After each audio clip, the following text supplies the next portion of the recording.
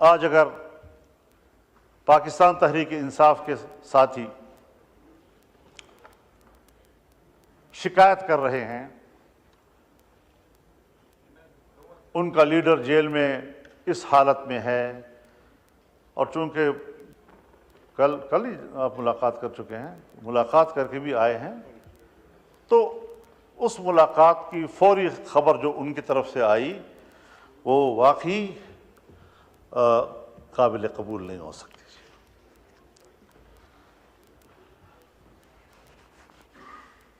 جلسے اجتماعات وہ ایک جمہوری حقوق ہیں، اگر جمہوری حقوق میں کے دائرے میں کوئی فیصلہ کرتا ہے، جلسہ کرتا ہے، اس کو جلسے کا حق ہے۔ لیکن میں ایک بات واضح کر دینا چاہتا ہوں کہ اگر میاں نواز شریف صاحب پر ظلم ہوتا ہے، میاں شہباز شریف صاحب پر ظلم ہوتا ہے، آصف علی زرداری صاحب اور ان کی بہن کے ساتھ، ان کی جماعت کے سینئرز کے ساتھ زیادتی اور ظلم ہوتا ہے، اور میں ان کے ساتھ شانہ بشانہ کھڑا ہوں، ان کے خلاف ہونے والے ہر قدم پر میں نے فرنٹ لائن پر لڑائی لڑی ہے، اگر میں اس وقت آپ کے اوپر ہونے والے مظالم میں آپ کے شانہ بشانہ تھا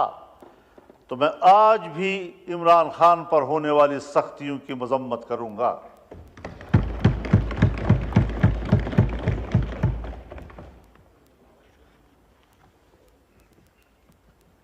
اس میں کوئی شک نہیں ہے کہ ایسے حالات پیدا کیے گئے کہ اپوزیشن تقسیم ہو جائے، لیکن میں نے نہ حکومت اور اپوزیشن کو تقسیم ہونے دیا ہے، اور نہ اپوزیشن کو آپس میں تقسیم ہونے دیا ہے، اور نہ پیپلز پارٹی اور مسلم لیگ کو آپس میں تقسیم ہونے دیا ہے۔ میں نے پیپلز پارٹی سے بھی، بلکہ حکومت سے بھی درخواست کی تھی کہ آپ یہ مسودہ شنگھائی کوآپریشن کانفرنس کے بعد کریں۔ میں نے پی ٹی آئی سے بھی درخواست کی تھی کہ ان دنوں میں آپ کسی قسم کا کوئی مظاہرہ نہ کریں۔ کیوں؟ باہر سے مہمان آ رہے ہیں، مہمان ویسے بھی قابل قدر ہوتا ہے، گھر میں بھی اگر بھائیوں کے اندر اور عزیزوں کے اندر میں تھوڑی سی کوئی خلش ہوتی بھی ہے تو بھی جب مہمان آتا ہے تو وہ مل کر اس کی خدمت کرتے ہیں، اس کی عزت کرتے ہیں، تو پھر گھر کے داخلی اختلافات اور ناراضگیاں بھول جاتے ہیں۔ یہ ہمارے معاشرے کا اساس ہے، اور میں نے اسی بنیاد پر یہ بات کہی تھی۔ میں شکر گزار ہوں جناب شہباز شریف صاحب کہ آپ نے اس مسودے کو ان دنوں میں اس پر کام کرنا چھوڑ دیا اور اس کو مؤخر کر دیا تھا۔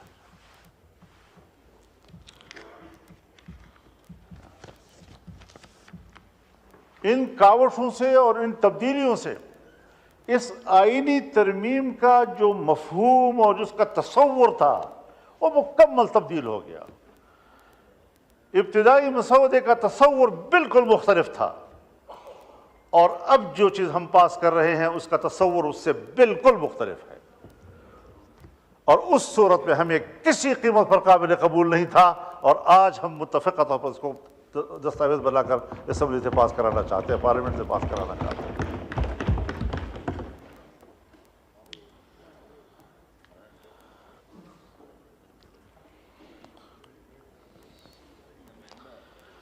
ہم آج بھی ایک بات کہنا چاہتے ہیں کہ عدالت کی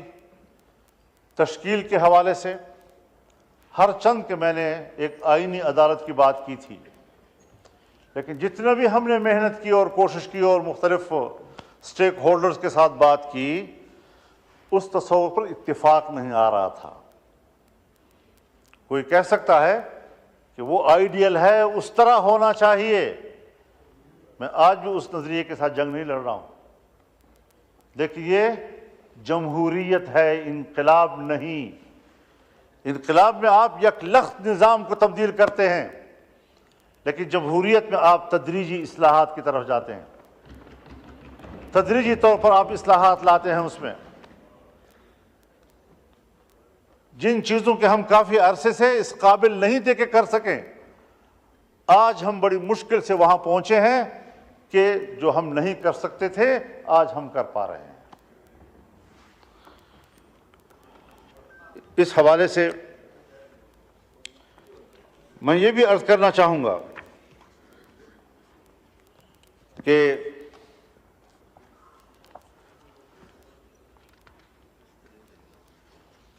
پارلیمنٹ کو ایک بہت بڑا شرف حاصل ہو رہا ہے، اس پورے پارلیمنٹ کو ایک شرف حاصل ہو رہا ہے، اور پوری پارلیمنٹ جو اسلامی جمہوریہ پاکستان کی پارلیمنٹ ہے، اور پاکستان کے عوام جس کی اکثریت مسلمانوں کی ہے، جو دو قومی نظریے کی بنیاد پر مارد وجود میں آیا تھا، اور آج وہ فیصلہ دے رہی ہے کہ 2028 کے بعد ملک کے اندر ہر طرح کے سودی کاروبار اور معاملات یہ ممنوع ہوں گے اور کاروبار سے پاک ہوں گے۔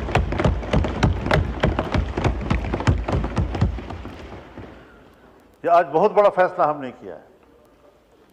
ہمارے کورٹ نے فیصلہ کیا، 1997 میں فیصلہ کیا، لیکن نظر ثانی کیسوں کے نتیجے میں آج تک اس کے کوئی فیصلہ نہیں آ سکا۔ ابھی پھر شریعت کورٹ نے اس کے حوالے سے فیصلہ کیا، لیکن کمرشل بینک، عام بینک، وہ دوبارہ نظر ثانی میں چلے گئے، اور وہ اتنی کمزور عدالت ہے ہماری شریعت کورٹ کہ اس کے خلاف کوئی درخواست دے دے تو ان کا فیصلہ معطل ہو جاتا ہے۔ اب اس کو مضبوط بنانا ہے، اور اللہ تعالیٰ نے بڑے واضح طور پر فرمایا ہے، یا ایھا الذین آمنوا اتقوا اللہ وذروا ما بقی من الربا ان کنتم مؤمنین، کہ اللہ سے ڈرو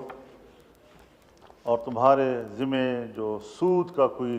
مال ہے اس کو چھوڑ دو اگر تم ایمان والے ہو، اور اگر نہیں کرتے فإن لم تفعلوا فأذنوا بحرب من اللہ ورسولہ، اگر تم یہ کاروبار نہیں چھوڑتے تو پھر اللہ کے ساتھ جنگ کے لیے تیار ہو جاؤ۔ اور مفسرین نے لکھا ہے کہ سودی کاروبار کرنے والے آخرت میں جب اللہ کے سامنے پیش ہوں گے تو اللہ کہے گا تلوار اٹھاؤ، لڑو میرے ساتھ، جنگ کرو میرے ساتھ اگر تیرے اندر ہمت ہے تو۔ کیا وہ اللہ کے سامنے تلوار اٹھا سکے گا؟ لیکن اللہ اسی پر اس کو شرمندہ کرے گا اور ذلیل کرے گا کہ تم نے دنیا میں سودی کاروبار کیا تھا، اب اٹھاؤ نا تلوار، میں نے تو تیرے خلاف جنگ کا اعلان کر دیا تھا۔ تو اس حوالے سے میں شکر گزار ہوں کہ حکومت میں شامل تمام جماعتوں نے ہمارے اس ترمیم کو قبول کر لیا ہے، اور ہم اللہ سے من حیث القوم معافی مانگیں، اور یہ پارلیمنٹ قوم کی نمائندہ ہے۔ ہم جب یہاں پر بیٹھ کر اس 77 سالوں کا جرم اس پر اللہ سے معافی مانگیں گے تو اللہ غفور الرحیم ہے، انشاءاللہ وہ پورے قوم کو معاف کر دے گا۔ ہر بات، یعنی آپ خود اندازہ لگائیں، جب پاکستان بنا اور ہم نے اسٹیٹ بینک آف پاکستان بنایا تو اسٹیٹ بینک آف پاکستان کی افتتاحی تقریب سے قائد اعظم محمد علی جناح نے خطاب کرتے ہوئے فرمایا کہ مغرب کے نظام معیشت نے ہمارے لیے مشکلات پیدا کی ہیں، بلکہ انسانیت کے لیے مشکلات پیدا کی ہیں۔ ہم ملک میں وہ نظام معیشت لائیں گے جو اسلامی تعلیمات کے مطابق ہوگا۔ ہر بات پہ ہم قائد اعظم کا حوالہ دیتے ہیں، یہاں ہمیں ان کا حوالہ کیوں بھول گیا؟ ہم نے کیوں اس ملک کے نظام کو ٹھیک نہیں کیا؟ تو یہ بھی آج اس ترمیم کی بہت بڑی کامیابی ہے